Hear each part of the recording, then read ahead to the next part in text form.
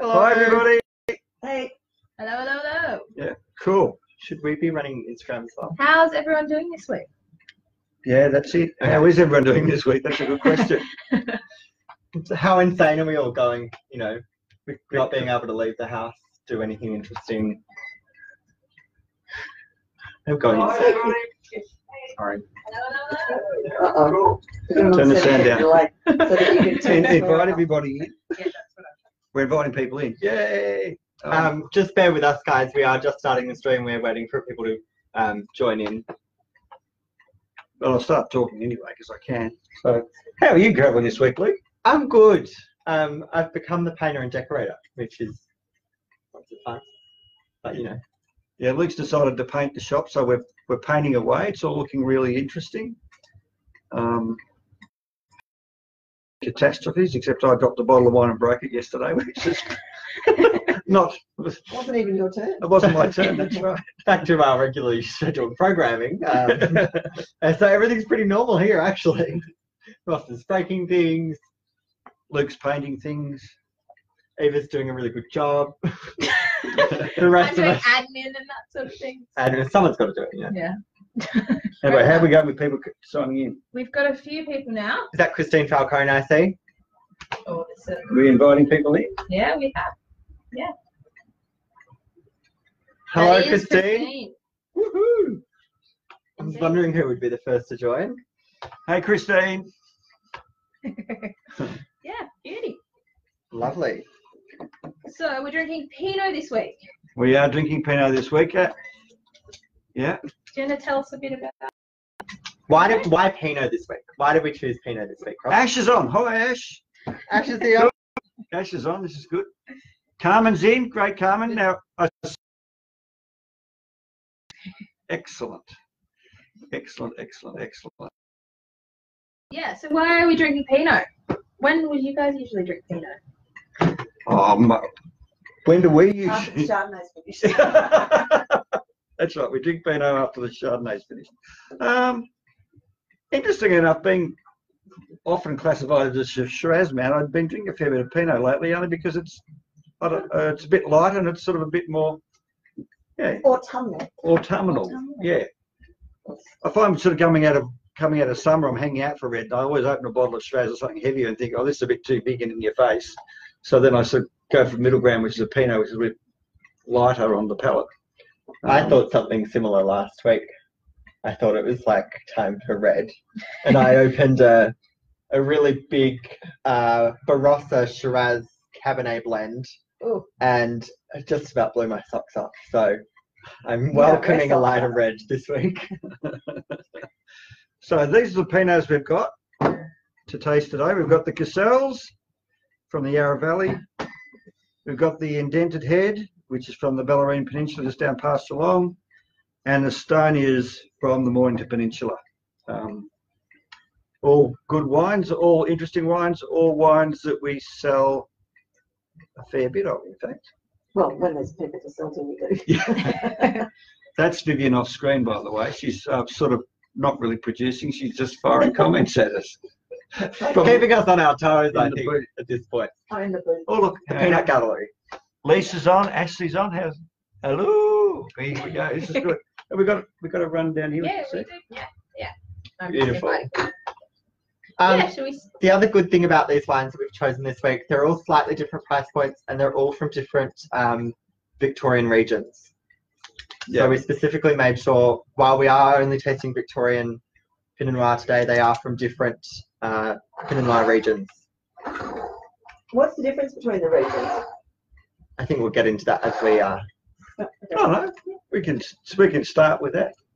Well, they all have slightly different soils and geologies and temperatures. The interesting thing with the stuff past Geelong and the Mornington Peninsula, got fairly similar temperature and similar geology involved. The only difference is that Red Hill, Mornington Peninsula around Red Hill is a lot higher altitude than it is around Geelong, and Red Hill has that terra rossa soil. But apart from that, it's all pretty similar. Then we get to Yarra Valley. Well, the Yarra Valley is a completely different climate again, because you don't have the sea breezes cooling it down and the broad expanse of water, as in Port Phillip Bay or the ocean, that keeps it a more sort of temperate, more level.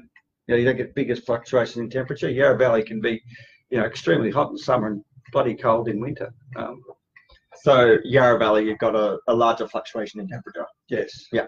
Yeah. And the Bellarine would be a little bit more stable, much like the Mornington Peninsula, I'm assuming. Yeah, and you get longer, slower ripening periods. So it's the sort of thing that Pinot Noir likes. Okay, Cassels. Here we go. Oh, you going to do that? Yeah. Oh, okay. Cool. So whereabouts is Pinot from? Would you say, like the history of? The history of Pinot Noir? Well, it's pretty much a French wine grape. Pretty much native to Burgundy in France, and hence most red Burgundies are made of Pinot Noir. So the French sort of don't bandy about the term Pinot Noir so much as saying Burgundy, but all their Burgundies are made with Pinot Noir. The other good thing about Australian Pinot Noir is that, it's been the last 10, 15 years we've finally it properly. I think what used to happen in the past is we tended to make our Pinot Noirs a bit like the way Australians made Shiraz and Cabernet. So I tried to make them big, bold, ripe things, and it just didn't quite work. And you get all these big, overripe, sunburnt, leathery styles of wine. And it wasn't until people worked out they had to, go over to France and look at how they did it in Burgundy that our wine started to improve dramatically. Interesting, if you go back 10, 15 years ago, like a bottle of wine, a bottle of Pinot under $30 was pretty nasty stuff. You really had to get to $30 to get something that was drinkable. Now you can get things like down to $14, $15 that are quite drinkable. So I think that's been a huge improvement over the last few years. Just double checking, can everyone hear us okay? Just send us a message if you can't, and we'll, do something about it. What, strangle you? No, I'll tell you to speak up. Okay, cool. Well, first thing about a wine, its colour. So what do we think of the colour of that, Luke? I think that's quite dark for Pinot Noir. Yeah, it's a nice purpley colour. Purpley magenta red, nice and dark. Yeah, so that's the first thing we look at. Which seems to suggest it's quite young. The other thing is you look at is the edge, where the meniscus on the wine hits the glass, and you'll see different colours. Alert. What's the meniscus? It's The bendy bit where it hits the glass. The bendy bit where it hits the glass. And technical term. in an older wine, you'll find that can be quite orange, and that's generally a good indication of how old the wine is. And that is quite a vibrant colour. So it's quite young, which we know it's quite young. So it's like, what, vintage 2018? Yeah. What's the next thing we do? Look, that's right. My favourite part, we stick our nose in it.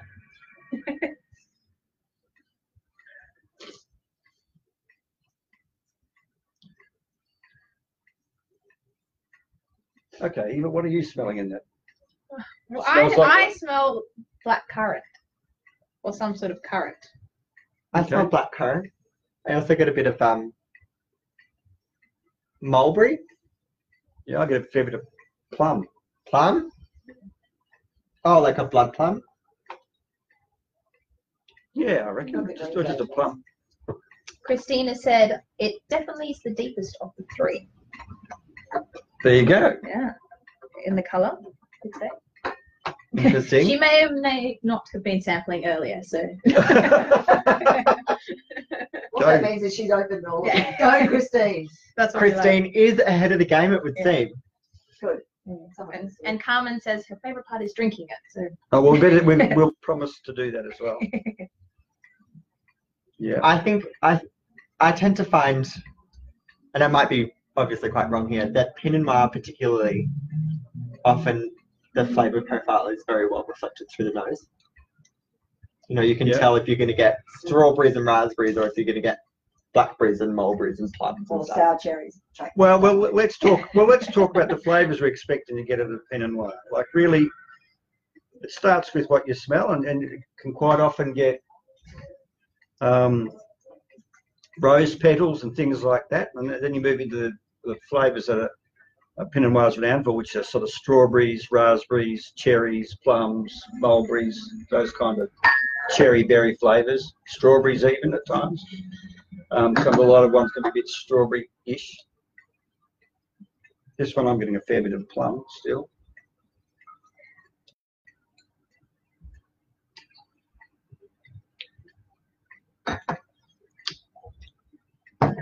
I'm getting dark cherries on the palate. Very. Definitely cherries. Now, what sort of food would you like to eat this with? Eat this with? Drink this with? Drink this with. Drink with this. Eat with this. Yeah. Or where could you see yourself drinking this? Well, I can see myself drinking it right here and now. That's a good start. I reckon that'd be pretty good with pate or even roast chicken. But what's really interesting, probably, you know, if you talk about the French experience, duck. You know, Pinot, duck. Yeah. Marriage made in heaven. If the Pinot doesn't go with duck, you've got the wrong Pinot. That's pretty much the way it works. What's really nice about this is actually it's quite light and fruity, as you'd expect from Pinot, but it's got a really dry finish. So I think it wouldn't overpower your food too much and would hold up, because it's got a dry finish, it would hold up to something with a bit oily, a bit fatty. So that makes sense why it gets paired with duck. And pate as well. Sometimes pate can be really sort of almost too rich, and you have a big wine with it as well, it just about polishes you off. Whereas I think this has got quite that astringency in there. Yeah, I was thinking this would be good with pate. That'd be mine. Yeah. It's also got on the finish, it's got sort of olive kind of finish as well. Definitely like a black olive flavour to it, which is quite interesting. Christina says this one is quite jammy at first, but then really deep from the back of the cup. I completely agree with that. Yeah. Hats off to Christine yet again. That sort of thing. Now, what do we know about Cassels? I don't know much about them, so I'd love to know. Well, I will start, and then I'll probably hand over to Luke and then come back again. Cassels is the brainchild of one John Pinto. Was actually a filmmaker, and he went to the Yarra Valley to write a documentary about winemaking and wineries of the Yarra Valley. And he went there during vintage, obviously, so he could get the real feel of what was going on. Of course, they're always short-handed and working too hard, so John had pitched in to help them. And then, of course, he got a love affair grew from there. So he sort of went back to documentary making for about 18 months, and then but it kept going back to the Yarra Valley and to these winemakers he's met, and he ended up becoming a winemaker. Couldn't quite shake it. That's what I heard. And he's talking now, some 30 years later, of going back to documentary making, but he's still a winemaker. Anyway, having said that, Luke worked with him last vintage to make some of this Pinot. So over to Luke. Yeah. Oh, actually, it wasn't last vintage. It was the vintage before. Okay. So I went and did some work with Johnny Pinto with some Pinot Noir. And John Pinto has a very interesting way of making wines. He is not loyal to any one continuous wine, vintage on vintage. He basically, what he's loyal to is the grape. So if the grape is providing and it's not the same as what happened last year, he'll make a completely different wine with the effort of doing the best for the grape rather than a continuous style of wine. So he hasn't got a preconceived idea about what the wine should be. He's just trying to get the best expression of the grapes that he's got in front of him. Yeah. Is that what you're saying? Yeah. Has some serious respect for the grapes, to the point at which he started out of a small warehouse in North Coburg. He realised that he could grow grapevines on the nature strip.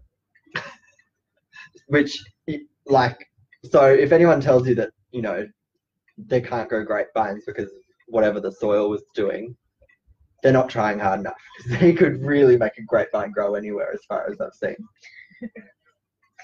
Beautiful. Oh, that's fantastic. Lisa's joining us and wishing she had some appropriate snacks to go with Cassels.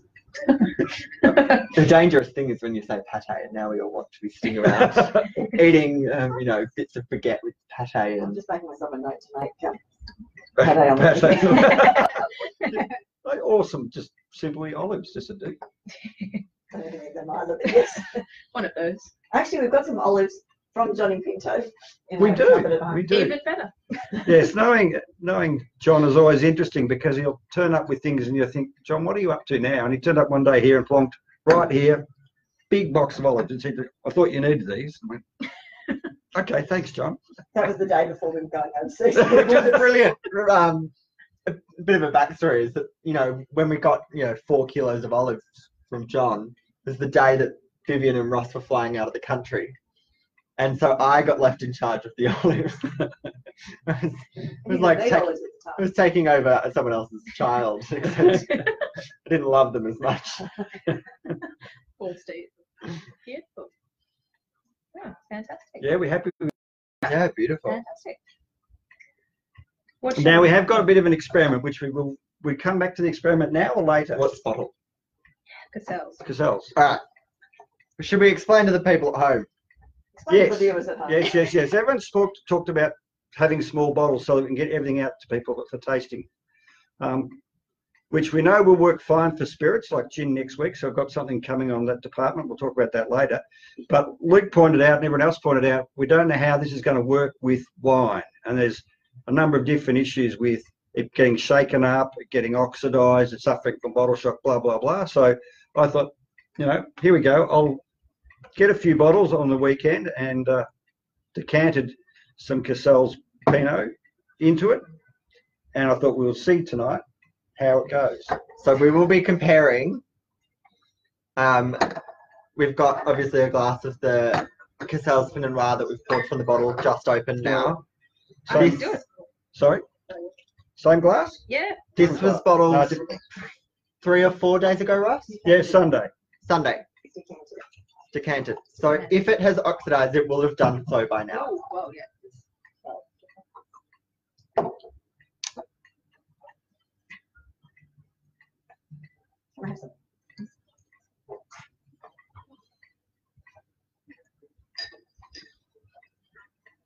Brown at the start.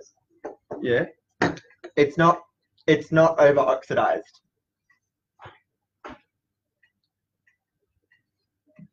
Yeah, it certainly is a lot browner. He wants a colour? bottle of Scotch. Yeah. Yeah. So what do we smell like on the nose? Well, I'm smelling like it's been decanted, which it has. It smells like it's something. So that's that. It's not for something that. So we decanted this 4 days ago, and if a bottle of Pinot was open for 4 days, I would normally say that it would be gone. It would be over oxidized. Mm-hmm. Now it was bottled pretty quickly with very minimum air in the bottle, which means that there is a possibility it hasn't oxidized at the same rate. So what we're testing is at the 4-day mark, is this still drinkable? Mm. Is this still a good representation of this wine? I think it is. It is still quite different though. It's a little bit softer. There's a little bit more of that like cocoa-y flavour to it, which is quite nice. Mm. I wouldn't think. I don't mind that actually. I quite like that. Yeah, it's not bad. Yeah, I think it's a reasonable representation. It just means it's been. Well, that says one thing about this wine is that some wines will oxidize very quickly, like after 1 day, but some wines actually taste better the second day. And I would actually go as far to say that Cassels could stand up to that. Brilliant. Well, Interesting. that could be a possibility. Fantastic. Okay, we've done enough of that. Yeah. So what are we moving on to now? Indented head from the Bellarine Peninsula. Which is how you feel when you've had a bottle of really strong red. A dented Slightly head. indented. No, that's a dented head. And we're going to need 4 more glasses at some point. So what do we know about Indented Head? It's Scotchman's Hill, isn't it? This one. It is made by Scotchman's Hill, as far as I know. It's a vineyard near Scotchman's Hill Vineyards, and it's made by the Scotchman's Hill winemaker. Simple as that. Beautiful. So it's a Scotchman's Hill when you're not having a Scotchman's Hill, really. Yeah. Okay. So it's not made part of their main. It's a different beast altogether, but you know, the similarities are there, obviously. What being a very similar vineyard and et cetera, et cetera. This, I will say, has a very different smell to it. Farmyard. Oh wow, yeah, farmyard. Hang on, let's have a look at the colour of that. Not quite as dark as intense as the other guy, but It's definitely got some more brown and orange notes to it. yeah, slightly more. You're right. Look, it's slightly browner and oranger on the rim, which suggests a bit more age. And lo and behold, it's a 2016. So there you go. There you go. So what are people getting on the nose at home? At home. What at home? What are they getting on the nose? Well, don't know yet. Let's see. Come on, Christine. What are you getting on the nose? That's We are relying on Christine. what are you guys getting? I'm getting like a little bit more raspberry almost. Well, Christine has said she's getting a bit more acidity, a little bit more acid. Definitely more acidity on the nose. I think I'm getting mulberry and some sort of more Mulberry's quite a tart. tannin kind of A tart berry. Yeah. Vivian said farmyard, and I agreed. That sort of kind of thing. That might be implied by a little bit more oak age. Okay, yeah, okay. You think there's more barrel age on it? Slightly more minerally, Christine was saying. Garbage truck. No, it's that sort of it's that sort of sweet composty sort of smell. Quite earthy, but yeah, okay. Do you know what I mean? Sweet and earthy, I think, is what Yeah. Vivian is going for. We'll just translate. Yeah, sweet and earthy. What about the taste? What are people getting at home?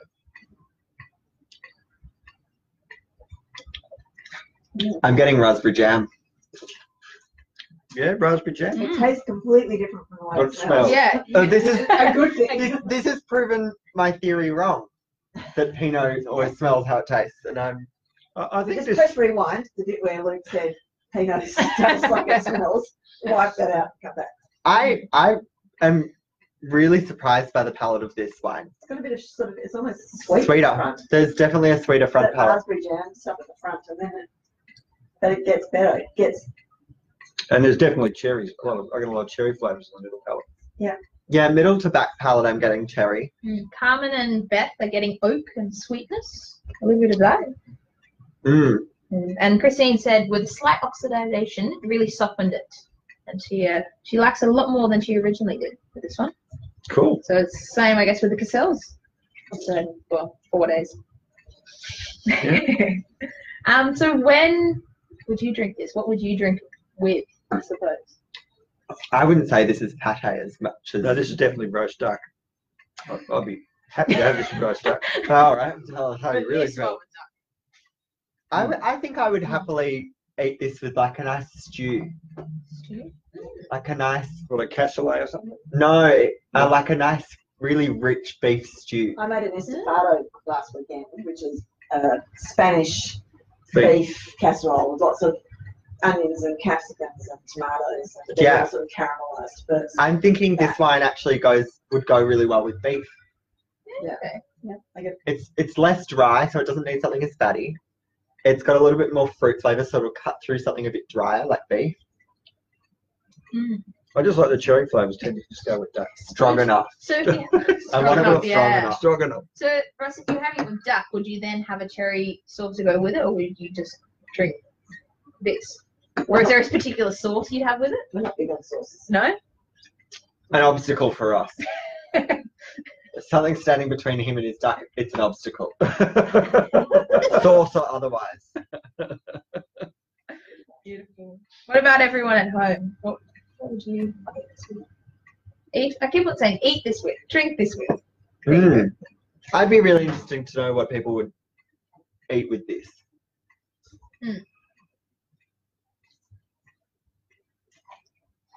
What about the finish? I think you're right about beef. I think the sweetness wouldn't go well with pork. It would be No. too much rich, But again, we overpowering. could do the Cassels with pork. Yeah. Got that tannin finish. Okay. But I still think it could take something, like a heavy beef stew. It's got quite a lot. Interesting finish. It's quite a long one. No, beautiful. I definitely think that's more.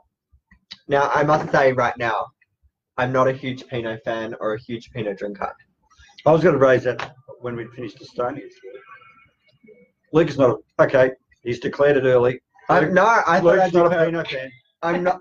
No, No. not for you.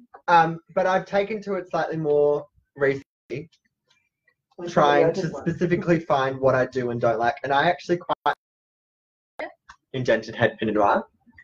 That's quite lovely. Nice. We're getting a few people saying things with like hot salty chips, or Christine's enjoying with some triple cream brie right now. Maybe something with seeded mustard, something along those lines. Actually, the sweet fruitiness in this is not dissimilar to something like a quince paste that goes. So maybe, like bries, camemberts, some like soft white cheeses would be really lovely. Yeah. Lamb with quince. We haven't had some in the fridge. Lamb could be good. I don't necessarily think of Pinot to go with lamb because I usually think of Shiraz or Cabernet. Tend to That would be Shiraz. worth a shot. I actually want to eat strawberry cheesecake with this. Ooh. Interesting. Strawberry cheesecake. I don't know why that came into my head, but Wow, yes. for everyone's reference, Vivian does not like strawberry cheesecake.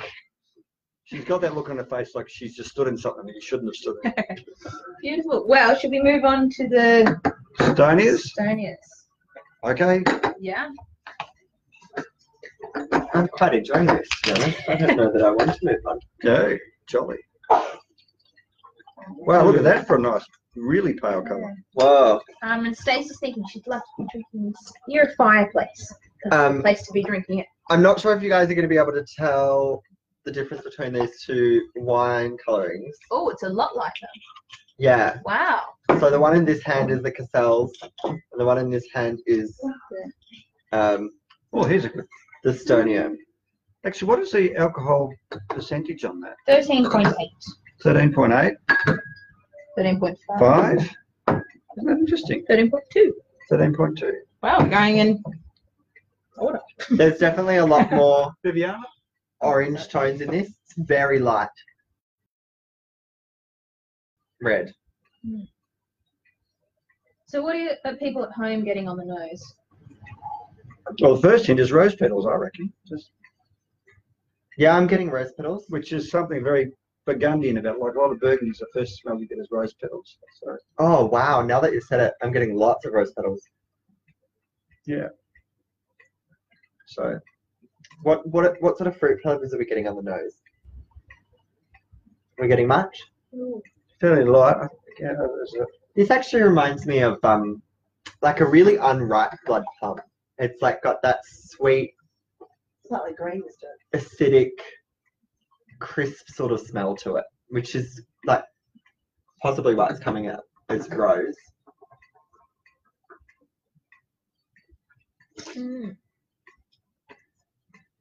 I'm not sure.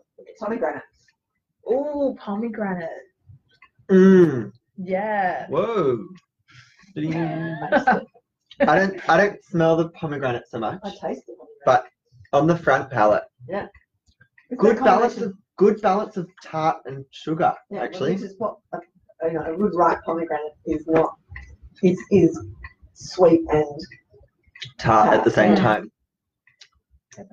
That's really pomegranate-y. No cherry flavours, no plum flavours. I'm getting Sure. cherry. I'm getting cherry, Mm. but I'm not getting plum. No, not so much plum.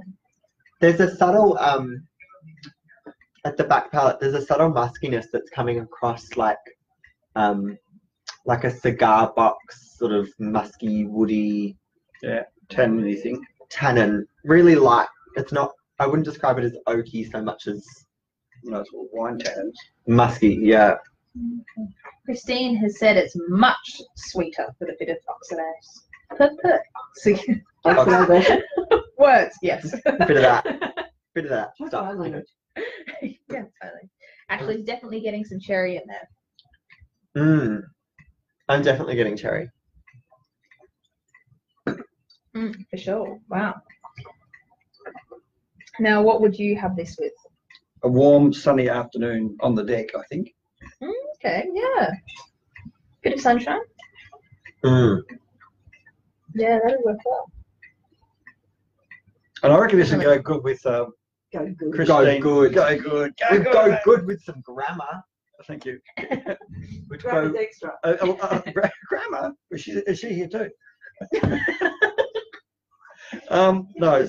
Going back to Christine's brie, I think this would match well with some brie. This would even go okay with a bit of blue. Light blue. Ashley's thinking with a bit of hummus, some corn chips, a bit of goat's cheese. Oh, goat's cheese. And some sort of dried apricots or something like that. Ooh, yeah. I think goat's cheese is a really good bet. That'd be bloody marvellous. No, delicious. Mm. So do we know much about Stonier Vineyard? I don't know anything That would about be a good mine. Pinot with Okay. Stonier's Vineyard. Down at Merrick's on the Mornington Peninsula. Probably one of the oldest vineyards on the Mornington Peninsula. These guys were there's a couple of pioneers down on the Mornington Peninsula in the day, and they were one of them. And when they started growing grapes, then everyone was going, oh, it's a rotten place to grow grapes. You should be somewhere a bit warmer, you get them ripe and all that kind of stuff. But that was the 70s, so. Yeah. No one knew anything in the 70s. But interestingly enough, in the early days, Stoniers were renowned for their Cabernet. The first plantings were Cabernet and Chardonnay, and they were well renowned for their Cabernets. And people always look at me like I'm strange. What would you know about that? But I still have some Stonier's Cabernet in my cellar. So I've seen a Stonier's Cabernet. But somewhere in the 80s, they should be growing Pinot Noir. So of late, they've probably only got 2 or 3 rows of Cabernet left. They've sort of been slowly pulling them out or grafting them over to Pinot Noir. So now, would that be? I've heard rumours that when it comes to, sorry to change the subject, when it comes to Cabernet from Mornington Peninsula, that there is almost none now because they've ripped out almost all the vineyards, ripped out their vines and planted Pinot. Is there any truth to that statement? Like, is there other wines coming from Mornington Peninsula in the way of red? There's some Shiraz, some Sangiovese, and some Tempranillo. Seems to do well with all of those varieties. And I think the comment would be with global warming or climate change. Actually, once upon a time, we wouldn't have got the Shiraz to ripen, but these days it certainly does. Interesting. And there's been some interesting ones like Pringa Estate Shiraz, which is on the Mornington Peninsula, is got lots of awards this last couple of years. I think the last vintage got a couple of trophies as well, so it's kind of like a standout. In fact, the Pringa Estate Shiraz won the best wine in show in New Zealand, I think in 2015, much to all the New Zealanders' discontent. All the New Zealand winemakers complained that how dare they let an Australian wine in, and how dare they let it win, and how dare it wasn't a Pinot from Central Otago. Well, I have also heard that Craig Avon makes some bloody good Cabernet out of Mornington Peninsula. Oh yeah. Yeah. So that's the only other one that I really know anything about. Not a region I know much about. Well, Ashley's wondering, what is the main differences between the Yarra Valley and the Mornington? What do you think are the main differences between the flavours or what they can produce, I suppose? I think the Yarra Valley is giving a lot more like heavy dark fruits, light cocoa, dry finish. The Stonier is giving a little bit lighter raspberries, strawberries, sort of like subtle muskiness.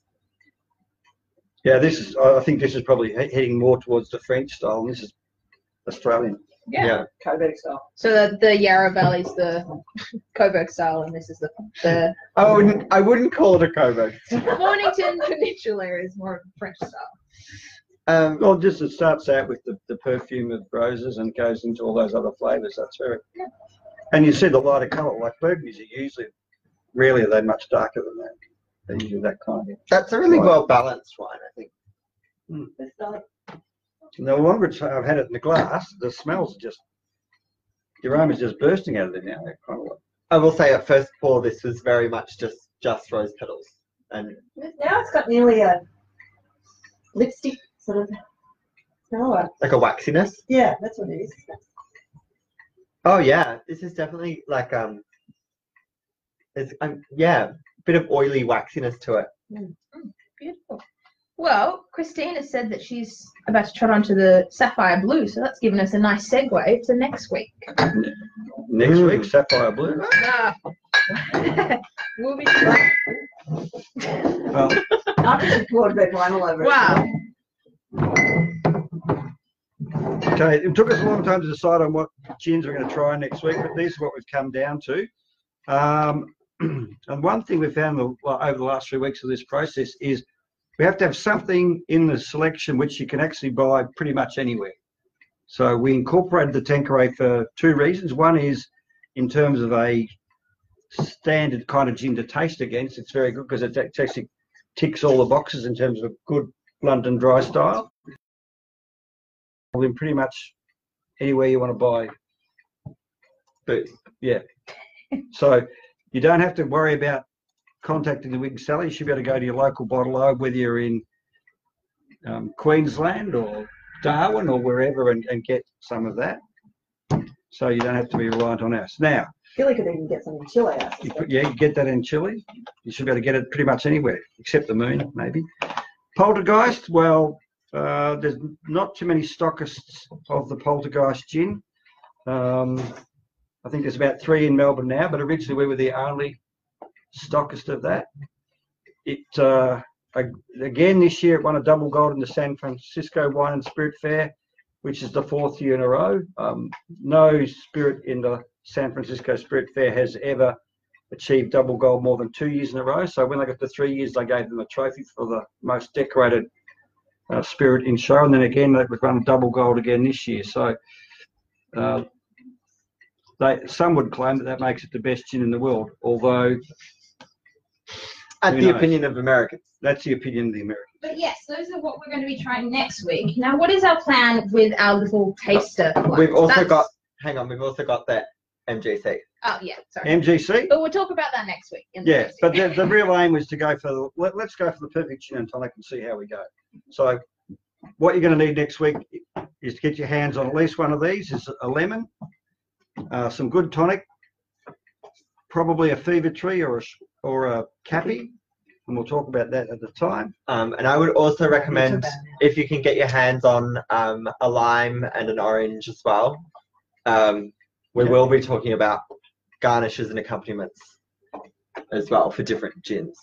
Now, we've obviously been working on this so we can get there we go, 100 ml bottle of each of those and post it to you or send it to you wherever for $40.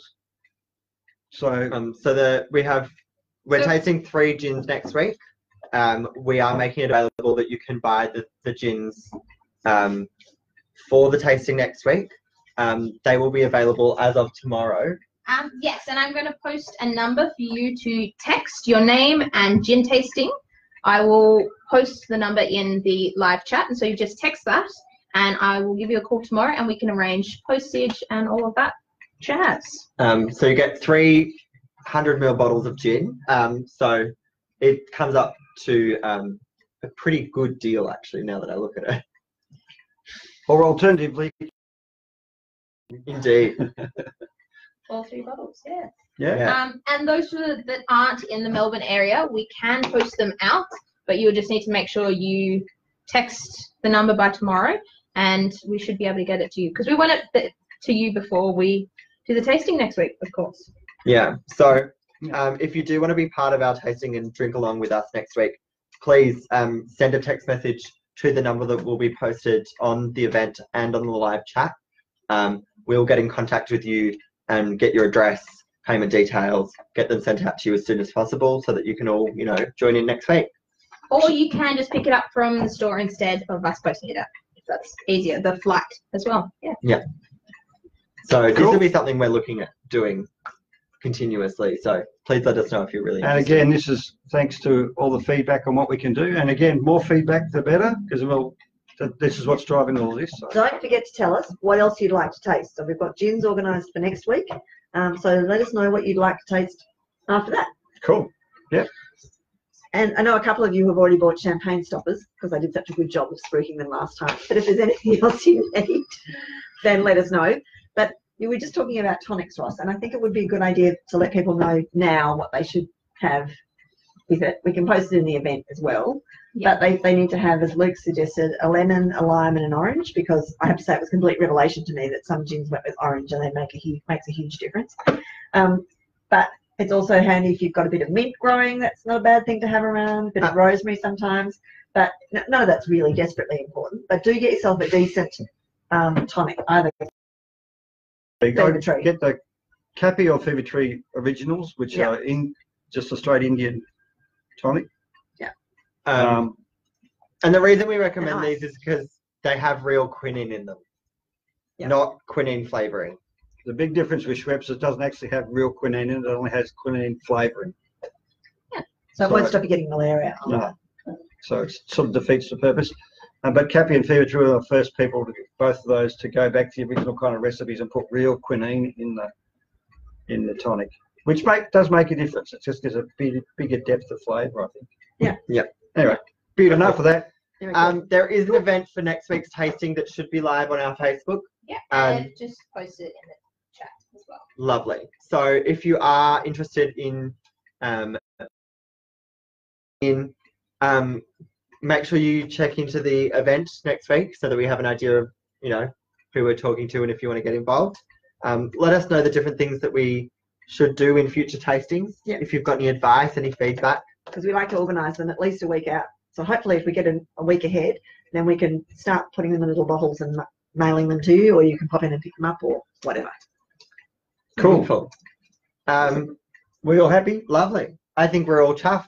And we need to thank you all for tuning in and Thanks for having fun. tuning in. Now, See you all next week. Do share the events with everybody, because it would be great to get as many people as possible. One of the sort of cunning plans we're also working on is that if we get enough people watching and attending these tastings, then we can start to talk to the suppliers about giving us some stock for free. So it would be cool if we could get some stock from them. And the more people we have at these tastings, the better that argument will be. So share it, the more the merrier. Unlike when we do it in the shop, we can actually fit as many people in as we like. So share it far and wide. And thanks to all the people who've shared it already. Thanks to Ashley for sharing to her friends, and Lisa from Black Rock's here, and I think somebody from Queensland's from here. And Christine. And Christine's done a great job. And Louise has got people from, I think she's got Gilly from Chile on, so we're all good. So invite people far and wide. Gilly in Chile. Gilly. Yeah. Is there anything else we've forgotten? No. Awesome. Beautiful. Okay. See you all Thanks, next week. guys. Cheers. Bye. Stay safe. Bye. Push that one. Blue.